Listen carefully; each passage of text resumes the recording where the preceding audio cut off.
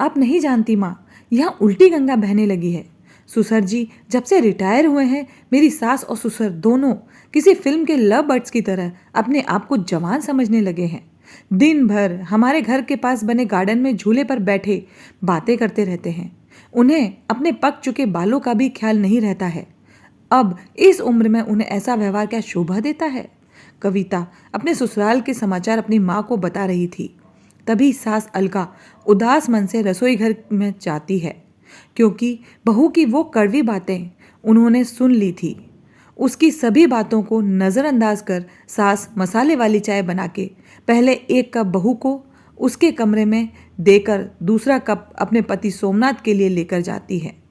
बहू ये देखती है और अपना मुंह टेढ़ा करती है।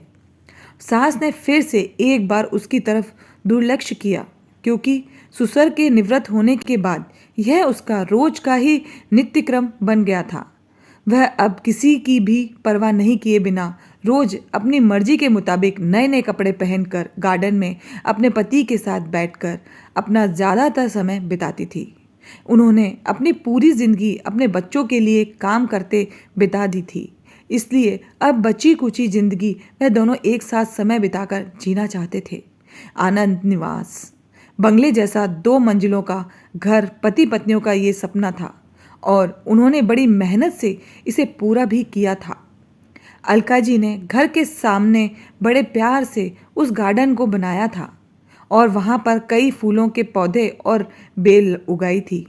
उनके उगाए चंपा, जसवंती, मोगरा, गुलाब ऐसे दर्जनों फूलों की खुशबू से उनका गार्डन हमेशा महकता रहता था।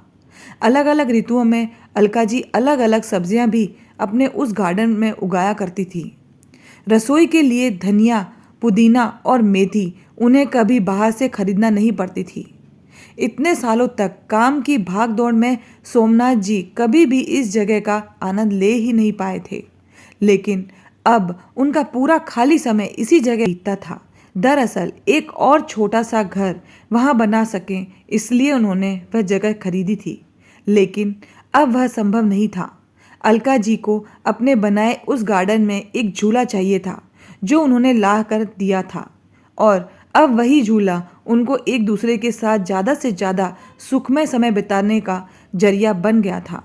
उन्होंने अपने घर में सभी ज़रूरी चीज़ों को और बाकी ऐशो आराम की चीज़ों की कोई कमी नहीं रखी थी। फिर भी बहू को दोनों का उस झूले पर बैठकर समय बिताना खटकता था। पहले दिन भर उनके साथ रहने वाली सास अब ज़्यादा समय अपने पति को देने लगी थी।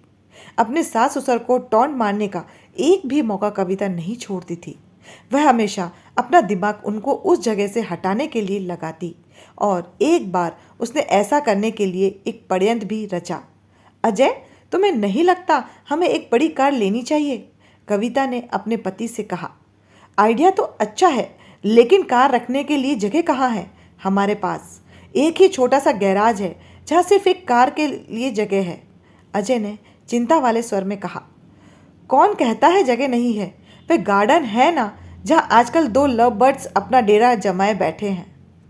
कविता ने पति की तरफ तिरछी नजर करते हुए कहा।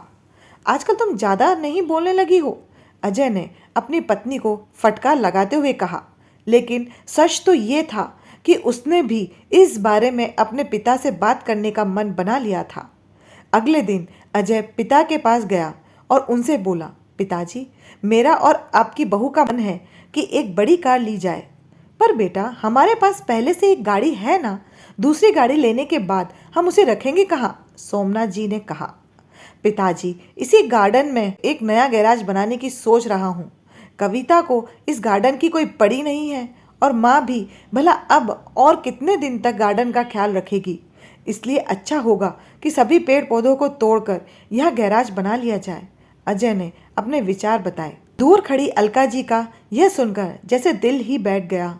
सोमनाथ जी अपना गुस्सा दबाते हुए बोले, मुझे तुम्हारी माँ से पूछना पड़ेगा, मुझे थोड़ा वक्त दो। क्या पिताजी, इसमें क्या मम्मी से पूछना? आप दोनों तो किसी का विचार करते ही नहीं हैं। दिन भर झूले पर बैठे रहते हैं बिना 4 लोगों के बारे में सोचे। अब कविता घर में है, छोटे बच्चे भी हैं, और आने जाने वाले लोग भी तो आपको कैसे देखते हैं? आप किसी का विचार नहीं करते हैं। अजय थोड़ा चिढ़ते हुए बोला। अंदर से कविता की बड़बड़ भी चालू ही थी। सोमनाथ कुछ नहीं बोल पाए। उस दिन बेटे और बहू ने बाहर से अच्छा खाना मंगवाया था, लेकिन अलका और सोमनाथ जी के गले से एक निवाला भी नहीं उतरा था। उस पूरी रात दोनों ही जागते रहे थे, लेकिन सुबह सुबह कुछ विचार आने से सोमनाथ जी के चेहरे पर मुस्कान आ गई थी। सोमनाथ जी खुद रसोई घर में जाकर चाय बनाकर लाए थे, लेकिन अलका जी इतनी निराश थी कि वह आज बगीचे में किसी भी पेड़ पौधे को पानी तक डालने नहीं गई थी। पूरा दिन तो बड़ा ही नॉर्मल तरीके से गुजरा था, लेकिन शाम को अजय की आंखें फटी की फटी रह गई थी जब उसने घर के आगे घर भाड़े से देना है का बोर्ड पढ़ा था। अजय ने सोमनाथ जी से कहा, पापा, माना कि हमारा घर बड़ा है, लेकिन इसका मतलब यह थोड़ी ही है कि हम उसे भाड़े से दे दें। बेटा, अगले महीने मेरे साथ काम करने वाले शर्मा जी रिटायर हो रहे हैं और वही अब इस घर में भाड़े से रहेंगे, सोमनाथ जी ने कहा। लेकिन वे कहाँ रहेंगे? अजय ने अपनी शंका भरा सवाल पूछा। घर के उस हिस्से में जहाँ तुम रहते हो, सोमनाथ जी ने कड़क आवाज में कहा। और पापा, हम कहाँ रहेंगे? नरम पड़ती आवाज में अजय ने पूछा। बेटा, मैं मानता हूँ कि मैंने तुम्हें इस लायक तो बनाया है कि तुम अपने पैरों पर खुद खड़े हो सको, इसलिए तुम्हारे पास 1 महीना है। तुम अपने लिए नया फ्लैट ढूंढ लो या कंपनी के फ्लैट में रहने चले जाओ। वहाँ तुम्हें तुम्हारी उम्र के लोगों का साथ मिल जाएगा और इस घर में हमें हमारी उम्र के लोगों का साथ मिल जाएगा। तुम भी खुश और हम भी। सोमनाथ जी ने सब कुछ साफ साफ बताया था। पापा, लगता है आप तो नाराज हो गए। कल मैंने जो भी कहा मेरा मतलब वह नहीं था, अजय ने अपने पापा के आगे हाथ जोड़ते हुए कहा। नहीं बेटा, तुम्हारी जनरेशन ने हमें एक सबक दिया है कि कैसे प्रैक्टिकल बनकर रहा जाता है।